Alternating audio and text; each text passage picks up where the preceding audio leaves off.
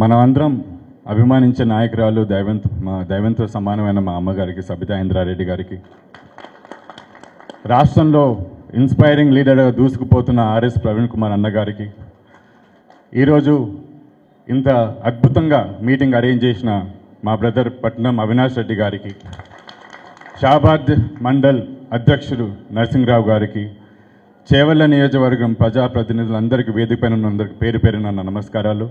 ఇక్కడికి దయచేసి ఈరోజు ఒకటే రోజులో చెప్పగానే ఇంతమంది ఇక్కడ తరలి వచ్చిన అక్కా చెల్లెల అన్నాతమ్ములందరి చేవెళ్ళ నియోజకవర్గ ప్రజలందరికీ, మీడియా మిత్రులందరికీ నా నమస్కారాలు.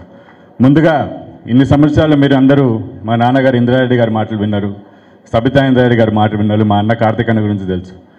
ఈరోజు మొదటిసారి మీ ముందర నేను మాట్లాడుతున్నందుకు నాకు చాలా సంతోషంగా ఉంది.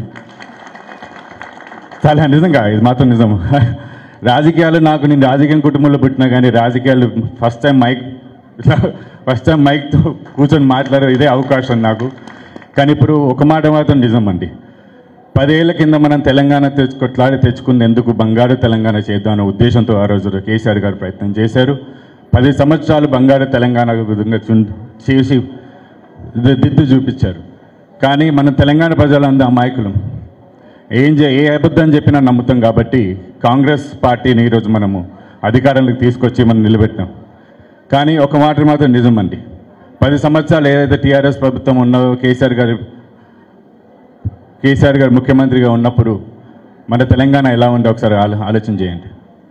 ఆ రోజు విద్య, వైద్య, నిధులు, నియామకాలు, ఉద్యోగాలు అన్నీ ఒక విధంగా పక్కనైతే రియల్ ఎస్టేట్ కానీ, ఐటీ కానీ అన్ని వర్గాల్లో మనకు అంతా ఒక ప్రోగ్రెసివ్ స్టేట్లు ముందుకు పోయాం. కానీ ఈరోజు పరిస్థితి ఏందండి, రైతులు యూరియా కోసం చెప్పులతో లైన్లు కడుతున్నారు, విద్యార్థులు జాబుల నోటిఫికేషన్ ఏంద్రో మర్రో అంటే వాళ్ళు పోలీసులు దెబ్బలు తింటున్నారు రోడ్లపైన. ఒక్క మాట మీరైతే గమనించాలండి, మన తెలంగాణ ప్రజలందరికీ రియల్ ఎస్టేట్ అనేది ఏంటంటే ఒక వెన్నెముక్క లాంటిది. ఈరోజు ఆ వెన్నెముక్క ఎరిగిపోయింది మొత్తానికి. సో మీరు మళ్ళీ మార్పు తీసుకురావాలంటే ఈరోజు మనమందరం ఒక దగ్గరికి మళ్ళీ కలిసి ఉండాలి అంటే మళ్ళీ బీఆర్ఎస్ ప్రభుత్వాన్ని తీసుకురావాలి. చేవెళ్ళ నియోజకవర్గం ప్రజలందరికీ ఎప్పుడైనా సరే మేము వెళ్ళిన ఇంద్రారెడ్డి గారి కుటుంబం కానీ, సబితారెడ్డి గారు కానీ, మేము ఎప్పుడైనా మీ మక్కల్లో ఉంటాం.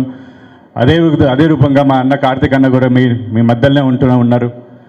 అవినాష్ అఫ్కోర్స్ షాబాద్ నుంచి మేము రేపొద్దున ఇన్స్పైరింగ్ అండ్ డైనమిక్ లీడర్ మన పట్నం అవినాష్ రెడ్డి గారి గురిగా మనం మెన్షన్ చేయాల్సిందే. కానీ ఒక మాట మాత్రం చెప్తానండి, మనం అంటే గుర్తుకొచ్చింది మా ఒక హీరో సాయి కుమార్ గారు ఒక డైలాగ్, మీరు ఓకే అంటే డైలాగ్ ఒకటి ఉంది. ఏమంటారంటే, నాది అంటే కిరాయితనం,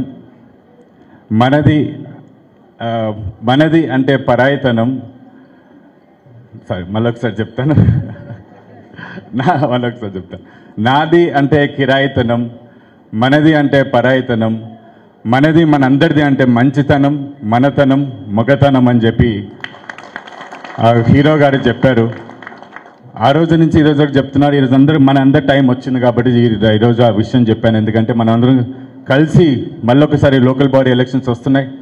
రేపొద్దున మళ్ళొకసారి చేవెళ్ళ నియోజకవర్గంలో మళ్ళొకసారి గులాబీ జెండా ఎగిరేద్దాం.